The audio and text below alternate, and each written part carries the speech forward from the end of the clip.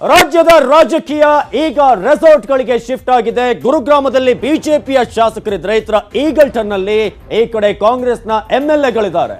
ಆ ಮೂಲಕ ಶಾಸಕರನ್ನ ಹಿಡಿದಿಟ್ಟುಕೊಳ್ಳುವಂತ ತಂತ್ರ ಪ್ರತಿತಂತ್ರ ಆಗ್ತಾ ಇದೆ.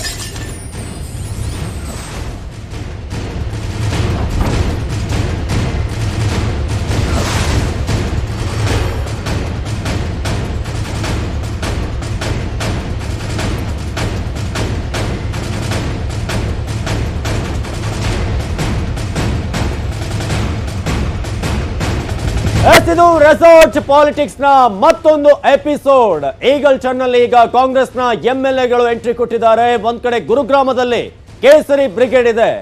ಆ ಮೂಲಕ ಸದ್ಯಕ್ಕೆ ರಾಜ್ಯದ ರಾಜಕಾರಣ ರೆಸಾರ್ಟ್ ಗಳಿಗೆ ಶಿಫ್ಟ್ ಆಗಿದೆ ಅಂತ ಹೇಳಿದ್ರು ಕೂಡ ತಪ್ಪಾಗ್ಲಿಕ್ಕಿಲ್ಲ. ರೆಸಾರ್ಟ್ ನಲ್ಲಿ ನಂಬರ್ ಗೇಮ್ ಆಟ ಜೋರಾಗಿದೆ. ಆ ರೀತಿಯಾಗಿ ಕಾಂಗ್ರೆಸ್ ನಾಯಕರ ಲೆಕ್ಕಾಚಾರ ಏನು, ನಿನ್ನೆ ರೆಸಾರ್ಟ್ಗೆ ಶಿಫ್ಟ್ ಆಗಿದ್ದರ ಹಿಂದಿನ ಸ್ಟ್ರಾಟಜಿ ಏನು ಅನ್ನೋದು ಬಹಳ ಇಂಟ್ರೆಸ್ಟಿಂಗ್. ರಾಜ್ಯ ರಾಜಕಾರಣದ ಇಂಚಿಂಚು ಮಾಹಿತಿಯನ್ನ ನ್ಯೂಸ್ 18 ಕನ್ನಡ ನಿಮ್ಮ ಮುಂದಿಡುತ್ತೆ. ರಾಜಕಾರಣದ ಮೆಗಾ ಕವರೇಜ್ ಇದು. ಮತ್ತೊಮ್ಮೆ ರೆಸಾರ್ಟ್ ರಾಜಕೀಯದ ಎಪಿಸೋಡ್ ಆರಂಭ ಆಗಿದೆ. ನ್ಯೂಸ್ 18 ಇದರ ಬಗ್ಗೆ ಬಿಗ್ ಫಾಲೋ ಅಪ್ ಅನ್ನ ಮಾಡ್ತಾ ಇದೆ. ಕ್ಷಣ ಕ್ಷಣದ ಇಂಚಿಂಚಿನ ಮಾಹಿತಿಯನ್ನ ನಿಮ್ಮ ಮುಂದೆ ಇಡ್ತಾ ಇದೆ. ರಾಜ್ಯದ ರಾಜಕಾರಣದಲ್ಲಿ ಏನಾಗ್ತಿದೆ, ಇದು ಒಂದು ಮೆಗಾ ಕವರೇಜ್. ಎಲ್ಲ ಪಕ್ಷಗಳ ಗೇಮ್ ಪ್ಲಾನ್, ಸ್ಟ್ರಾಟಜಿ, ಲೆಕ್ಕಾಚಾರಗಳು, ನಂಬರ್ ಗೇಮ್ ಎಲ್ಲವೂ ಕೂಡ ನ್ಯೂಸ್ 18 ನಲ್ಲಿ ಪಕ್ಕಾ ಡೀಟೇಲ್ಸ್ ಅನ್ನ ನಿಮ್ಗೆ ಕೊಡ್ತೀವಿ. ಯಾವ ನಾಯಕನ ಚಿತ್ತ ಎತ್ತಾ ಇದೆ, ಏನ್ ಇವರ ಪ್ಲಾನಿಂಗ್, ಯಾರ್ಯಾರು ಸೆಳೀತಾ ಇದ್ದಾರೆ, ಇದೆಲ್ಲವನ್ನು ಕೂಡ ನ್ಯೂಸ್ 18 ಕನ್ನಡ ನಿಮ್ಮ ಮುಂದೆ ಇಡುತ್ತೆ.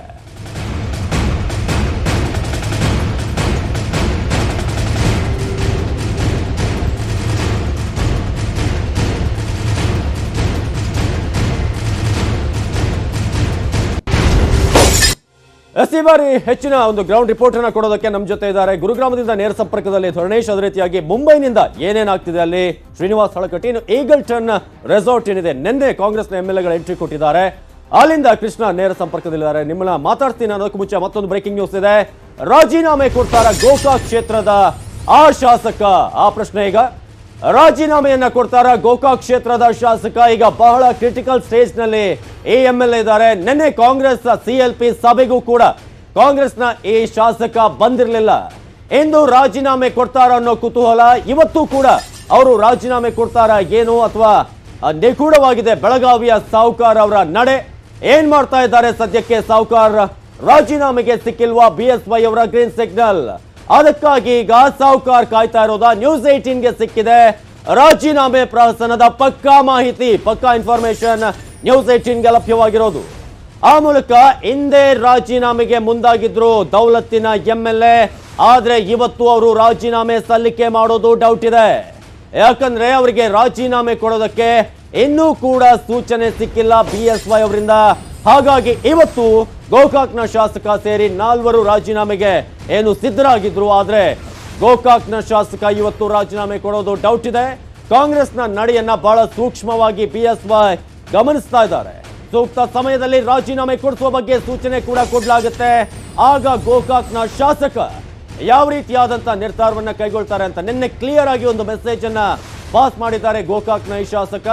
ಅದೇ ರೀತಿಯಾಗಿ ಅವರ ಜೊತೆ ಬಳ್ಳಾರಿಯ ಗ್ರಾಮಾಂತರ ಶಾಸಕ ನಾಗೇಂದ್ರ, ಇನ್ನು ಉಮೇಶ್ ಯಾದವ್, ಮಹೇಶ್ ಕಮಟಳ್ಳಿ ಎಲ್ಲರೂ ಕೂಡ ರಾಜೀನಾಮೆ ಸಲ್ಲಿಸೋದು ಫಿಕ್ಸ್ ಅಂತ ಈಗ ಇನ್ಸೈಡ್ ಸ್ಟೋರಿ ನ್ಯೂಸ್ 18ಗೆ ಲಭ್ಯವಾಗಿದೆ.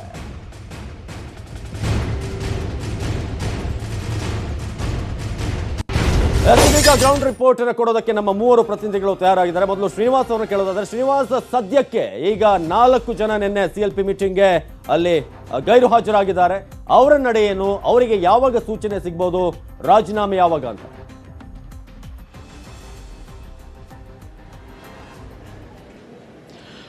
ಅವಿನಾಶ್, ಸಿಎಲ್ಪಿ ಸಭೆ ಬಳಿಕ ಮುಂಬೈನಲ್ಲಿರ್ತಕ್ಕಂತಹ ಒಂದು ಗೋಕಾಕ್ನ ಶಾಸಕ ಮತ್ತು ಅವರ ಬೆಂಬಲಿಗರು ಸಾಕಷ್ಟು ಆಕ್ರೋಶ ಮತ್ತು ಅಸಮಾಧಾನ ಹೊಂದಿದ್ರು ಅಂತ ಹೇಳ್ಬೋದು. ಅಂದ್ರೆ ಇಲ್ಲಿರ್ತಕ್ಕಂಥ ಬಿಜೆಪಿ ಶಾಸಕರ ಮುಂದೆ ಅವರು ಏನು ಕೈ ಕೊಟ್ಟಿರ್ತಕ್ಕಂಥ ಶಾಸಕರಿದ್ದಾರೆ, ರೆಸಾರ್ಟ್ಗೆ ಬರ್ದಾನೆ ಮತ್ತು ಸಿಎಲ್ಪಿ ಸಭೆಗೆ ಅಬ್ಸೆಂಟ್ ಆಗ್ತೀವಿ ಅಂತಕ್ಕಂಥ ಒಂದು ಭರವಸೆಯನ್ನು ಇವರು ಕೊಟ್ಟಿದ್ರು. ಅವರೆಲ್ಲರೂ ಕೂಡ ಸಿಎಲ್ಪಿ ಸಭೆಗೆ ಹಾಜರಾಗಿದ್ರು. ಹೀಗಾಗಿ ಸಾಕಷ್ಟು ಆಕ್ರೋಶಗೊಂಡಿರ್ತಕ್ಕಂತಹ ಗೋಕಾಕ್ ಶಾಸಕ ನಾಳೆ ನಾನು ರಾಜೀನಾಮೆ ಕೊಟ್ಟೇ ಕೊಡ್ತೀನಿ ಅಂತಕ್ಕಂಥ ಒಂದು ಮಾತನ್ನು ಕೂಡ ಹೇಳಿದ್ರು. ಇಂದು ಅವರು ರಾಜೀನಾಮೆಯನ್ನು ಕೊಡಬೇಕಾಗಿತ್ತು. ಇವರ ಒಂದು ಅರ್ಚಾಟ ಮತ್ತು ಕೂಗಾಟವನ್ನು ಕಂಡಿರತಕ್ಕಂತಹ ಮುಂಬೈನ ಹೋಟೆಲ್ ಇರತಕ್ಕಂಥ ಬಿಜೆಪಿ ಶಾಸಕರು ತಕ್ಷಣವೇ ಬಿಜೆಪಿ ರಾಜ್ಯಾಧ್ಯಕ್ಷ ಯಡಿಯೂರಪ್ಪನವರಿಗೆ ಈ ಸುದ್ದಿಯನ್ನು ಮುಟ್ಟಿಸಿದ್ದಾರೆ. ಗೋಕಾಕ್ನ ಶಾಸಕ ಮತ್ತು ಮಹೇಶ್ ಕುಮಟಳ್ಳಿ ಸೇರಿದಂತೆ ಕೆಲವೊಂದಿಷ್ಟು ಜನ ರಾಜೀನಾಮೆಗೆ ಮುಂದಾಗಿದ್ದಾರೆ. ರಾಜೀನಾಮೆ ಕೊಡಬಹುದಾ ಅಥವಾ ಬೇಡ ಅನ್ನೋದನ್ನ ತಕ್ಷಣವೇ ತಿಳಿಸಿ, ಇವರನ್ನು ನಾವು ಕಂಟ್ರೋಲ್ ಮಾಡ್ಲಿಕ್ಕೆ ಆಗ್ತಿಲ್ಲ ಅಂತಕ್ಕಂಥ ಒಂದು ಮಾತನ್ನು ಕೂಡ ಆಡಿದ್ದಾರೆ. ಈ ಒಂದು ಸಂದರ್ಭದಲ್ಲಿ BSY ಅಶ್ವಥ್ ನಾರಾಯಣ ಅವರ ಒಂದು ಮೊಬೈಲ್ ಮೂಲಕ ರಮೇಶ್ ಜಾರಕಿಹೊಳಿ ಜೊತೆ ಮಾತಾಡಿದ್ದಾರೆ.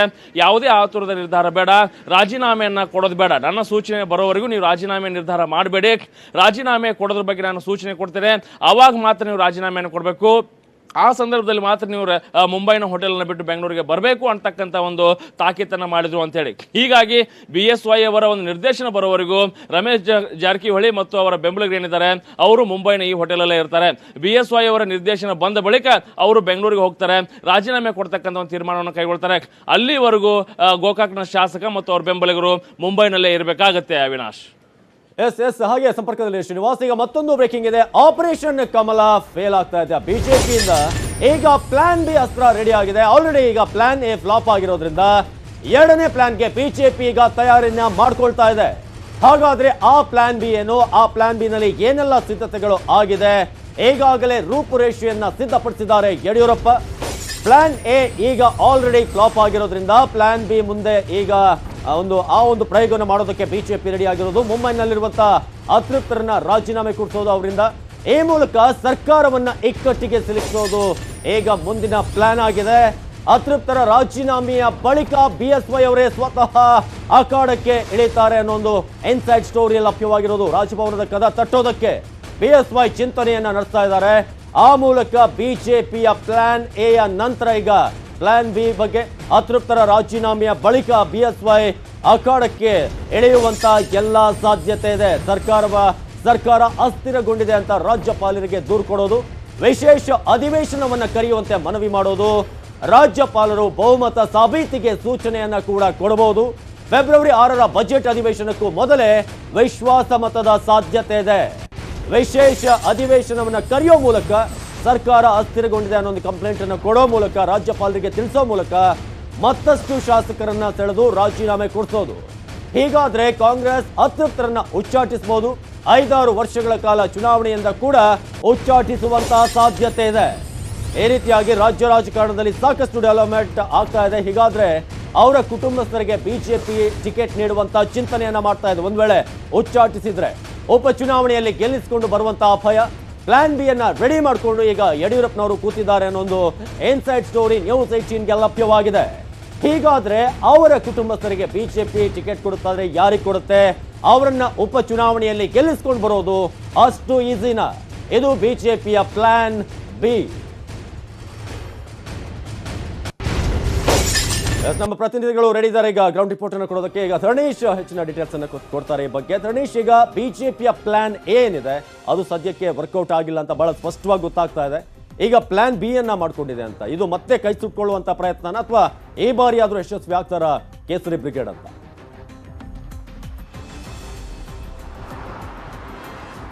ಅವಿನಾಶ್, ಕಳೆದ ಬಾರಿ ಆಪರೇಷನ್ ಕಮಲಕ್ಕೆ ಕೈ ಹಾಕಿ ಕೈ ಸುಟ್ಕೊಂಡಿದ್ದಂತಹ ಯಡಿಯೂರಪ್ಪ ಈ ಬಾರಿ ಬಹಳ ಎಚ್ಚರಿಕೆಯ ನಡೆಯನ್ನು ಇಡ್ತಿದ್ದಾರೆ.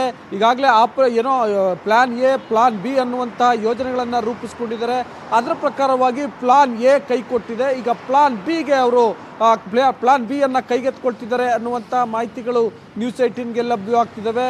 ಈ ಪ್ಲಾನ್ ಬಿಯ ಸಾರಾಂಶವನ್ನು ನಾವು ಗಮನಿಸೋದಾದರೆ, ಮೊದಲಿಗೆ ಅತೃಪ್ತ ಕಾಂಗ್ರೆಸ್ ಶಾಸಕರು ನಿನ್ನೆ ಯಾರು CLP ಸಭೆಗೆ ಹೋಗಿಲ್ವೋ ಅವರಿಂದ ರಾಜೀನಾಮೆಯನ್ನು ಕೊಡಿಸುವಂಥದ್ದು. ಇವರು ರಾಜೀನಾಮೆಯನ್ನು ಕೊಟ್ಟರೆ ಇನ್ನೂ ಒಂದಷ್ಟು ಜನ ಅತೃಪ್ತ ಶಾಸಕರು ನಮ್ಮ ಬಳಿ ಬರಬಹುದು, ಅವರನ್ನು ನಾವು ಸೆಳಿಬಹುದು, ಅವರಿಂದ ರಾಜೀನಾಮೆಯನ್ನು ಕೊಡಿಸಬಹುದು ಎನ್ನುವಂಥ ಲೆಕ್ಕಾಚಾರವನ್ನು ಯಡಿಯೂರಪ್ಪ ಹಾಕ್ಕೊಂಡಿದ್ದಾರೆ. ಹಾಗಾಗಿ ಈ ರೀತಿ ಹಂತವಾಗಿ ರಾಜೀನಾಮೆಯನ್ನು ಕೊಡಿಸಿ ವಿಧಾನಸಭೆಯ ಸಂಖ್ಯಾಬಲವನ್ನು ಕಡಿಮೆಗೊಳಿಸುವಂಥ ತಂತ್ರಗಾರಿಕೆಯನ್ನು ಯಡಿಯೂರಪ್ಪ ಮಾಡ್ತಿದ್ದಾರೆ.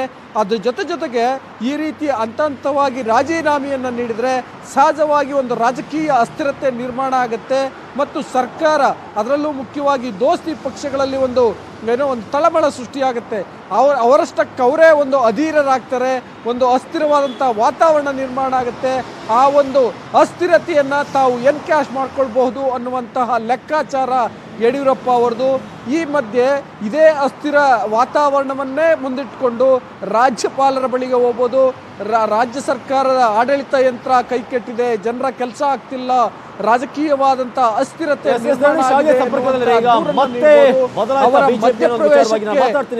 ಮತ್ತೊಂದು ಬ್ರೇಕಿಂಗ್ ನ್ಯೂಸ್ ಇದೆ. ಈಗ ಮತ್ತೆ ಬಿಜೆಪಿಯ ತಂತ್ರಗಾರಿಕೆ ಏನಾದ್ರೂ ಬದಲಾಗಿದೆಯಾ? ಶಾಸಕರು ವಾಪಸ್ ಆಗೋದಕ್ಕೆ ಬಿಎಸ್ವೈ ಅವರು ಸೂಚನೆಯನ್ನ ಕೊಟ್ಟಿದ್ದಾರೆ ಅಂತ.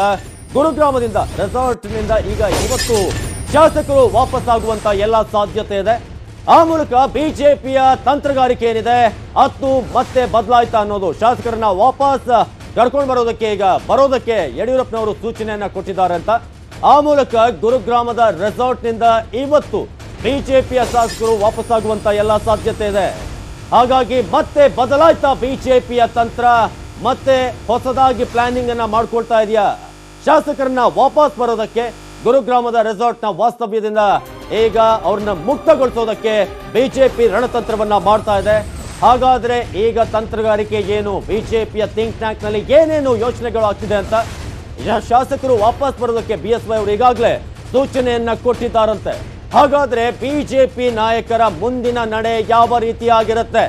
ಗುರುಗ್ರಾಮದ ರೆಸಾರ್ಟ್ ನಿಂದ ಬಿಜೆಪಿ ನಾಯಕರು ರಾಜ್ಯಕ್ಕೆ ಬಂದರೆ ಮತ್ತೆ ರಾಜ್ಯದಲ್ಲಿ ತಂತ್ರಗಾರಿಕೆ ಯಾವ ರೀತಿಯಾಗಿ ಅದನ್ನ ರೆಡಿ ಮಾಡ್ತಾರೆ ಅನ್ನೋದೀಗ ಕುತೂಹಲ ಇದೆ. ಯಡಿಯೂರಪ್ಪನವರು ಈಗಾಗಲೇ ಗುರುಗ್ರಾಮದ ರೆಸಾರ್ಟ್ ನಲ್ಲಿ ಯಾರ್ಯಾರಿದ್ದೀರಿ ಎಲ್ಲರೂ ಕೂಡ ಅಲ್ಲಿಂದ ಚೆಕ್ಔಟ್ ಮಾಡಿ ವಾಪಸ್ ಈಗ ಬೆಂಗಳೂರಿಗೆ ಬರುವಂತೆ ಸೂಚನೆಯನ್ನ ಕೊಟ್ಟಿದ್ದಾರೆ. ಹಾಗಾದ್ರೆ ಮೂವರು ಶಾಸಕರು ಈಗಾಗಲೇ ಗುರುಗ್ರಾಮದಿಂದ ಹೊರಟಿದ್ದಾರೆ ಅನ್ನೊಂದು ಮಾಹಿತಿ ನ್ಯೂಸ್ 18ಗೆ ಲಭ್ಯವಾಗಿರೋದು. ಐಟಿಸಿ ಮತ್ತು ಲೆಮನ್ ಟ್ರೀ ರೆಸಾರ್ಟ್ ನಿಂದ ಈಗ ಶಾಸಕರು ಹೊರಡ್ತಾ ಇದ್ದಾರೆ.